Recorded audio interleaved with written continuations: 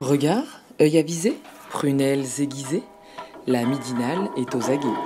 Par Pierre Jacquemin, tous les jours, à 12h30. Bonjour Alice Coffin. Bonjour. Merci d'avoir accepté notre invitation. Vous êtes journaliste et directrice média de la conférence européenne lesbienne. Vous êtes aussi féministe. Vous étiez à la manifestation samedi dernier pour dénoncer les violences sexistes et sexuelles. Vous étiez nombreuses et nombreux à défiler dans les rues de France et pourtant, on ne peut pas dire qu'il y ait eu un écho médiatique important. La faute à qui? Aux journalistes? À la mobilisation des Gilets jaunes? Ou est-ce que la société s'en fout? Je pense que ça n'aurait pas fait une grande différence s'il n'y avait pas eu les Gilets jaunes. C'est commode de dire que c'est de la faute des Gilets jaunes. Mais ça a joué indubitablement, mais de manière générale. Il y a un manque d'appétence des journalistes pour les questions féministes et toutes les questions minoritaires, de manière générale. Pour resituer un peu ce qui s'est passé samedi. Moi, je rentre chez moi après la manif, en n'ayant eu que des échos qui avaient énormément de monde, y compris de journalistes que j'ai croisés là-bas, qui étaient eux-mêmes frappés. J'ai pas mal d'amis journalistes, étant journaliste moi-même, par le nombre de personnes. Je découvre les chiffres de la préfecture, qui sont effectivement nettement en surplus en faveur de la manif féministe.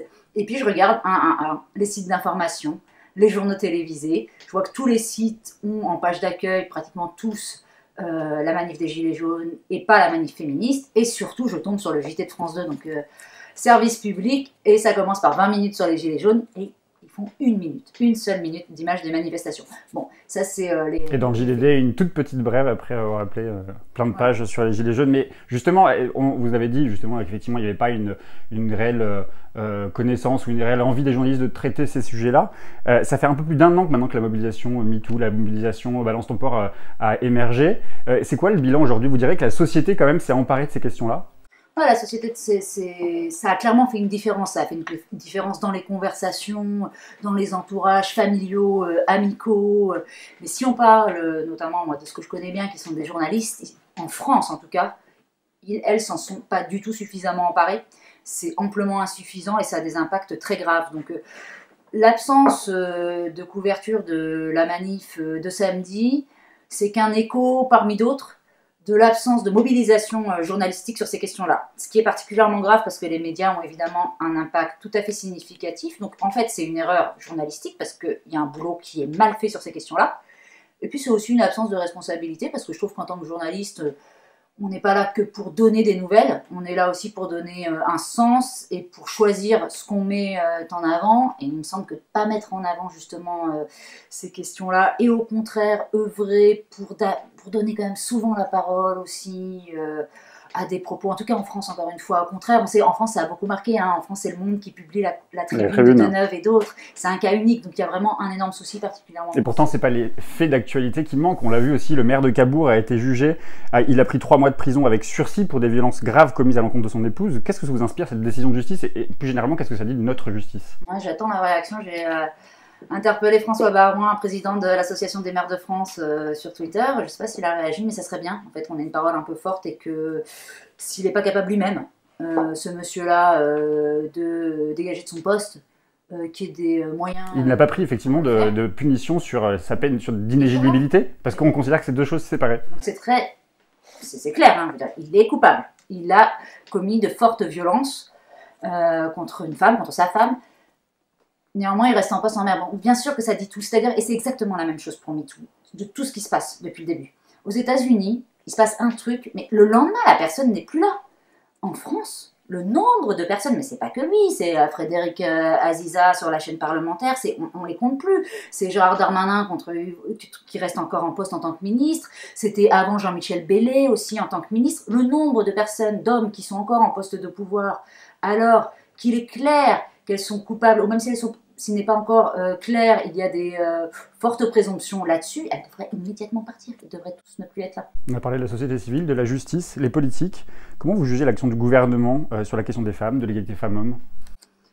Pas assez d'argent. Pas assez d'argent égale pas assez de mobilisation, ça c'est un point. Le deuxième point, c'est des propos très ambigus du président de la République. C'est-à-dire que je me rappelle, il y a à peu près exactement un an jour pour jour, il fait un grand discours, Emmanuel Macron, 2 mois après MeToo, et il parle de délation. Il parle des dangers de la délation dans la société française. C'est extrêmement grave, c'est-à-dire qu'il n'a rien compris.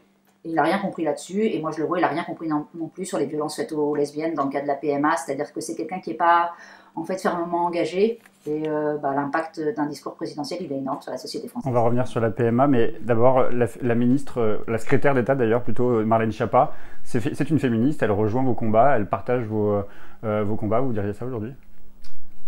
J'ai pour habitude de jamais critiquer une autre femme en poste de pouvoir. C'est une attitude féministe. Après, pour ce qui est de Marlène Schiappa... elle sert à quelque chose?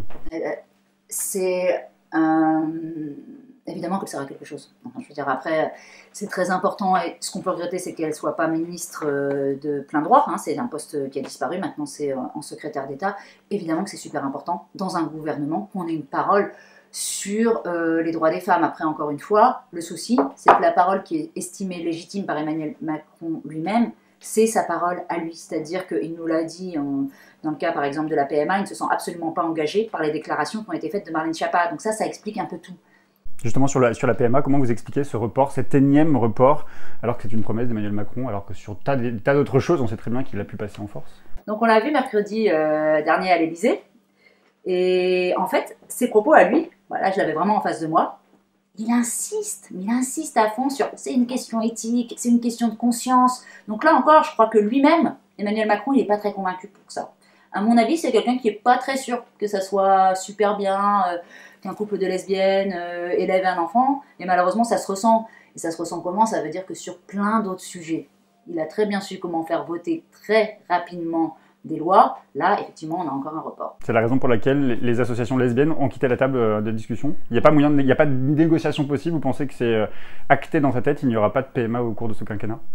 Ah si, je pense qu'il a dit qu'il y aurait la PMA au cours de ce quinquennat. La question, c'est de savoir quand.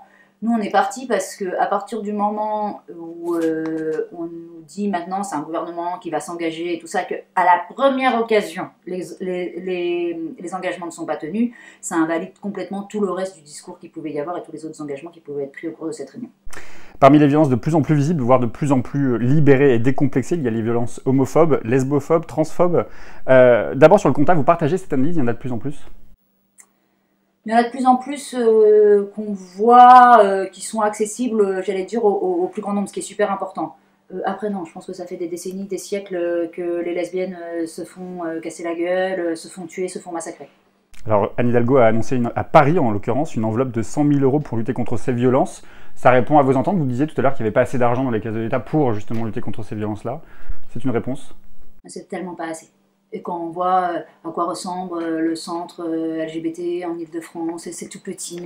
Le budget de Los Angeles, en centre, c'est 100 millions de dollars. Nous, c'est 100 000. Enfin, je veux dire, les chiffres sont dérisoires. Il n'y a absolument pas d'argent donné par l'État, en fait, pour les causes minoritaires, pour les causes féministes en France ou à Paris. Dans une réunion de travail à l'hôtel de ville de Paris pour lutter contre les discriminations, Anne Hidalgo n'était entourée que d'hommes. Comment c'est encore possible aujourd'hui? Bon, alors il paraît qu'il y avait des femmes, mais le truc c'est qu'ils ont trouvé ce sujet bon. Sur le compte Twitter officiel d'Anne Hidalgo, elle n'est entourée que d'hommes. Donc ça veut dire qu'au niveau communication, ça ne lui pose pas de problème. Ça ne pose pas de problème à la mairie de Paris. Mais c'est une maladresse. Mais non, mais c'est plus que ça par ailleurs. Parce que moi je fais partie d'un groupe d'action féministe qui s'appelle La Barbe, et notre spécialité c'est d'envahir les lieux où justement il y a des hommes. Et c'est tout le temps. On pourrait en faire des dizaines par jour d'action en France. Donc non, mais les hommes sont là, quoi, ils lâchent pas. Justement sur l'invisibilisation, vous la dénoncez, celle des femmes, des lesbiennes, partout dans les médias, dans la politique, les débats publics, dans les fictions, le cinéma. Pourquoi c'est le cas encore aujourd'hui? Qu'est-ce qui pose problème?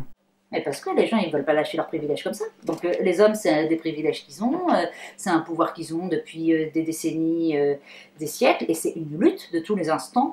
Et je pense que c'est une des luttes les plus compliquées à faire aboutir, c'est justement de renverser complètement des siècles de patriarcat, c'est gigantesque. Et comment on l'enverse justement ça, on impose des quotas, on passe par la loi, ou on fait travailler déjà dès l'école? Est-ce que c'est tout ça compris? Est-ce qu'il y a des mesures fortes qui pourraient être prises dès maintenant? Ouais, c'est-à-dire que moi, il y a mon boulot que je peux faire en tant qu'activiste et en tant que journaliste qui est de rendre visibles les choses, de dire, parce que souvent les gens n'y croient pas, ils pensent que c'est bon, il n'y a pas de souci, donc c'est déjà de leur dire, non, regardez les chiffres, c'est dramatique, les hommes sont réellement à tous les postes de pouvoir, et effectivement, après, la deuxième chose, c'est ce que peut faire l'État, ce que peut faire l'école, comme on dit, ce que peut faire au sein des entreprises, qu'on peut faire un peu partout, et ça aussi c'est complètement insuffisant en ce moment, et donc ça c'est des choses sur lesquelles on peut faire levier, et même ça suffira pas, c'est-à-dire qu'en plus de ça il y a toute une action activiste, corsée à mener, Mais si au moins chacune pouvait prendre ses responsabilités, on irait un peu plus vite. Et vous trouvez que le ministre de l'Éducation nationale est assez engagé sur ces questions-là, justement, pour qu'à l'école, au moins, il y ait un travail de fait sur ces discriminations? Pareil, je n'ai pas du tout l'impression que Jean-Michel Blanquer, ça soit quelqu'un d'extrêmement convaincu sur le féminisme. Donc c'est ça aussi, c'est-à-dire que ces hommes de pouvoir eux-mêmes, on a besoin d'aller les convaincre, d'aller les former, et ça prend beaucoup de temps. Je revenais sur les propos de Macron la dernière fois, mais je veux dire, vraiment, quand le président parle de délation, quand il s'agit de MeToo, ça veut dire qu'ils n'ont rien compris. Donc ça prend du temps. Ouais. J'ai une dernière question, Alice Coffin. Après le départ de la vie politique de Najat Vallaud-Belkacem, de Nathalie Kosciusko-Morizet, de Cécile Duflot, on assiste aujourd'hui à plusieurs abandons importants de femmes au sein de la France insoumise, du Parti communiste français, des écologistes. Comment vous expliquez que les femmes, ce retrait des femmes justement dans la vie politique? Ils font tout pour les mecs, pour que les femmes partent.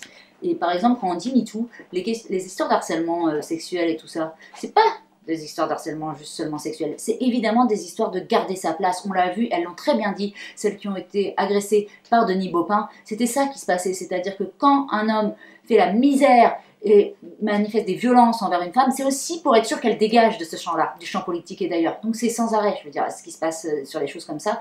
Et je pense qu'il n'y a aucune volonté de la part de la plupart des hommes que les femmes soient en place. En tout cas, ils n'aident absolument pas à ça. Et ça, il faut vraiment une prise en compte de tout ça et un changement assez radical, quoi. Et qu'est-ce que vous dites à ces femmes? Revenez? Mais moi, j'ai aucun conseil. En tout cas, je dis, c'est pas de votre faute. Je comprends. C'est pas, et on va faire en sorte que les mecs, les hommes changent un peu d'attitude là-dessus. Et on vous comprend et on sait ce que c'est, quoi. Vraiment. Merci beaucoup, Alice Coffin. Merci.